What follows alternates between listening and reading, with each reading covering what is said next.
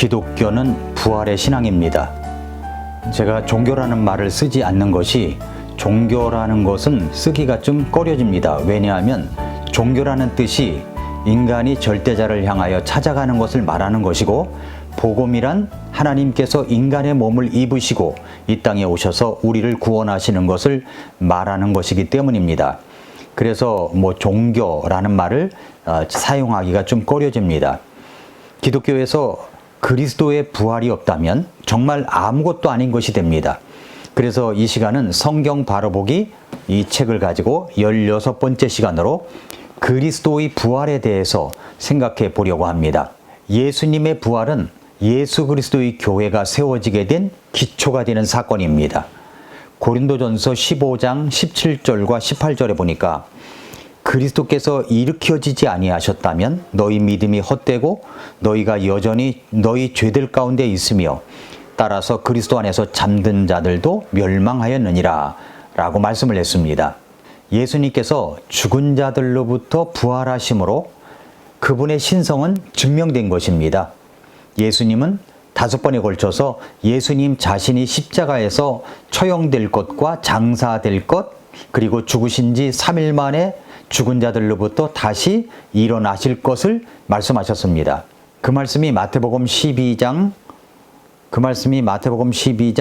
39절부터 40절, 그리고 20장 17절부터 19절, 그리고 26장 30절부터 32절, 누가복음 18장 31절에서 33절, 요한복음 2장 19절부터 22절에 5번 기록되어 있습니다.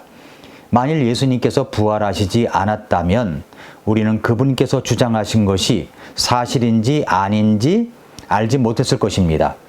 그러나 사도 바울은 로마서 1장 3, 4절에서 그분께서는 육체로는 다윗의 씨에서 나셨고 거룩함의 영으로는 죽은 자들로부터 부활하심으로 권능 있게 하나님의 아들로 밝히 드러나셨느니라 라고 했습니다. 예수님은 죄인의 자리를 취하시고 율법의 요구를 만족시키기 위하여 오신 것입니다. 만약에 예수님께서 죽은 자들로부터 살아나시지 않았다면 우리는 이 사실이 성취되었는지를 알지 못했을 것입니다. 어떤 죄인이 선고받은 대로 자신의 형량을 모두 채우게 되면 어느 누구도 그를 더 이상 감옥에 감금시켜 놓을 수가 없습니다. 성경에 따르면 예수님께서는 자신이 3일 동안 무덤에 머물러 있어야 한다고 말씀하셨습니다. 그리고 그때가 다 찾아 하늘과 땅과 또 지옥, 지하세계에 있는 어떤 권세도 그분을 거기에서 단 한순간도 더 붙잡아 두지를 못했습니다. 사도행전 2장 24절에 보니까 하나님께서 그분을 사망의 고통에서 풀어 일으키셨으니 이는 사망이 그분을 붙들 수 없었기 때문이라 라고 했습니다. 시편 기자도 예수님에 대하여 다음과 같이 16장 10절에 말씀했습니다. 이는 주께서 내 혼을 지옥에 남겨두지 아니하시고 주의 거룩한 자가 썩음을 보지 아니하게 하실 것이기 때문이니이다 라고 했습니다. 결국 예수님께서는 육체의 썩음이 이르게 될 넷째 날이 되기 전에 부활하셔야 했습니다. 예수님의 부활은 사망을 정복했음을 증명하는 사실이었습니다. 반모섬에서 요한에게 나타나셨을 때 그분께서는 다음과 같이 선언을 했습니다. 요한계시록 1장 18절에서 나는 살아있는 자라. 전에 죽었으니 보라 내가 영원 무궁토록 살아있노라. 아멘. 또 내가 지옥과 사망의 열쇠들을 가지고 있노라 라고 말씀을 했습니다. 우리는 이 사망이 거대한 돌무덤에게 다음과 같이 이야기하는 것을 상상할 수가 있습니다. 썩음이 그를 붙잡아 놓을 때까지 그를 가두어 두라.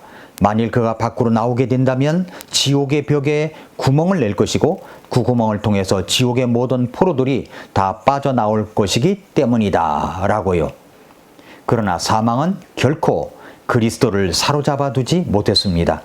오히려 그리스도께서 사망을 정복하셨습니다. 그리스도께서는 사망을 정복하시면서 나는 부활이요 생명이다 라고 외치셨습니다.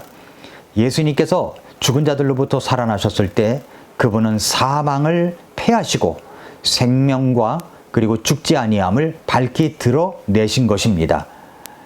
예수님은 죽음에 대한 공포를 제거하셨으며 우리가 몸의 부활에 의해 사망의 올가미로부터 자유롭게 되도록 준비하신 것입니다. 그리하여 궁극적으로 더 이상 사망이 존재하지 않을 것입니다. 이러한 까닭이 무덤은 예수님을 붙잡아둘 수 없었고 우리들도 붙잡아둘 수 없을 것입니다. 왜냐하면 성경이 다음과 같이 말하기 때문입니다. 네, 로마서 8장 11절에 보니까 그러나 만일 예수님을 죽은 자들로부터 일으키신 분의 영께서 너희 안에 거하시면, 그리스도를 죽은 자들로부터 일으키신 분께서 너희 안에 거하시는 자신의 영을 통해 너희의 죽을 몸도 살리시리라. 그렇습니다. 우리 죽을 몸도 살리십니다. 다시 말해서 우리를 죽은 자들로부터 살리시는 분은 부활의 주님이십니다.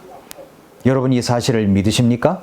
그러므로 예수님의 부활은 사실입니다. 사실입니다. 역사적 사실입니다. 십자가에서 예수님이 죽으신 것에 관해서는 어떠한 의문의 여지도 없습니다. 사복음서의 네 기자 마태, 마가, 누가, 요한은 모두 예수님께서 분명히 죽으셨다고 기록하고 있습니다. 그러나 결코 사망은 그분을 정복하지 못했습니다. 예수님은 스스로의 뜻에 따라 생명을 내놓으신 분이십니다. 그분은 친히 이렇게 말씀하셨습니다. 요한복음 10장 17절 18절에서 그런 까닭으로 내 아버지께서 나를 사랑하시나니 이는 내가 내 생명을 다시 취하려고 그것을 내놓기 때문이라. 아무도 그것을 내게서 빼앗지 아니하며 내가 스스로 그것을 내놓느니라. 내게는 그것을 내놓을 권능도 있고 그것을 다시 취할 권능도 있노라. 나는 이 명령을 내 아버지에게서 받았느니라 하시니라 라고 말씀했습니다. 이 말씀의 내용을 이해하실 수 있겠습니까? 로마 병사들은 요한복음 19장 33절에서 예수님의 다리를 꺾지를 않았습니다. 그것은 예수님께서 이미 죽은 것을 그들이 알았기 때문입니다. 그리고 백부장은 빌라도에게 예수님께서 죽으셨다는 것을 증명했습니다. 마가복음 15장에 그 이야기가 나오죠. 만약에 예수님께서 십자가에서 죽지 않았다 할지라도 창에 찔려서 죽으셨을 것입니다. 왜냐하면 그 병사가 자신의 창을 예수님의 옆구리에 찔러 넣었을 때 물과 피가 다 쏟아졌으며 이 사실은 그 창이 예수님의 심장을 관통했다는 것을 보여주기 때문입니다. 만약에 예수님께서 죽으신 것이 아니라 단지 기절했다 하더라도 그분은 자신의 머리를 둘러맨 수건에 의해 질식되어 죽으셨을 것입니다. 예수님께서 분명히 죽으셨다는 것과 그분의 몸이 비밀스럽게 무덤으로부터 옮겨질 수 없다는 것을 보여주기 위해 모든 것이 확실하고 치밀하게 이루어졌습니다. 무덤은 봉인되었습니다. 로마 병사들 중에서 총독의 근위병들이 그것을 지키도록 배치되었습니다. 그러나 로마 병사들 이외에 무덤을 지키는 또 다른 존재들이 있었습니다. 이렇게 금요일이 지나고 토요일 밤이 지나 부활의 날 아침에 하늘은 동쪽에서 자줏빛으로 밝아오기 시작했습니다. 땅에 큰 울림이 있었고 한 천사가 하늘로부터 내려와 무덤의 돌을 굴려냈습니다. 무덤을 지키던 로마 병사들은 마치 죽은 사람처럼 넋을 잃고 있었습니다. 마태복음 28장 2절부터 4절에 보면 천사가 무덤의 돌을 굴려낸 것이 예수님께서 밖으로 나오시기 위함이었는지 아니면 빈 무덤을 보이시기 위함인지 그것은 우리는 알지 못합니다. 그러나 아리마대 요셉의 그 빈 무덤은 예수님께서 부활하셨다는 사실을 확실히 증명해 주었습니다. 예수님께서 십자가에서 죽으신 것을 목격한 증인들은 많이 있었지만 주 예수님의 부활하는 모습을 목격한 사람은 없었습니다. 예수님께서 그 무덤에서 나오시는 것을 본 사람은 아무도 없었습니다. 무덤을 지키고 있던 로마 병사들조차도 말입니다. 그러한 사실을 덮어버리기 위해서 제자들이 밤을 틈타 병사들이 자는 동안 예수님의 시신을 도둑질해 갔다고 꾸민 이야기는 모두 터무니없는 이야기입니다. 병사들이 근무 중에 잠을 자는 것은 사형감이었습니다. 돌을 굴려내는 그 소리는 잠자던 사람을 깨우고도 남게 그렇게 큰 소리가 났기 때문입니다. 예수님은 실제적으로 부활하셨습니다. 그 증거가 사도 요한의 진술에서 나타납니다.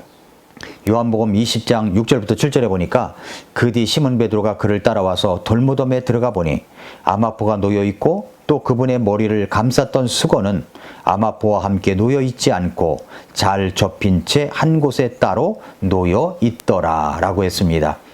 예수님의 옷은 무덤 밖으로 내던져지지도 버려진 것처럼 내동장이 친 것도 아니고 잘 정돈되어 있었습니다. 예수님은 실제적으로 부활하신 것입니다.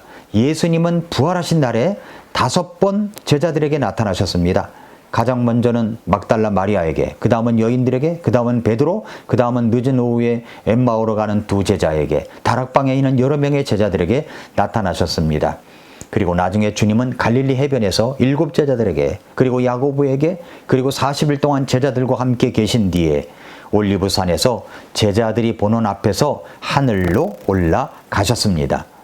예수님의 부활이 있은 지 27년이 지나서 기록된 고린도 사람들에게 보내는 첫 번째 서신인 고린도 전서에서 일시에 보았던 500명의 증인들에 대해서 이야기합니다.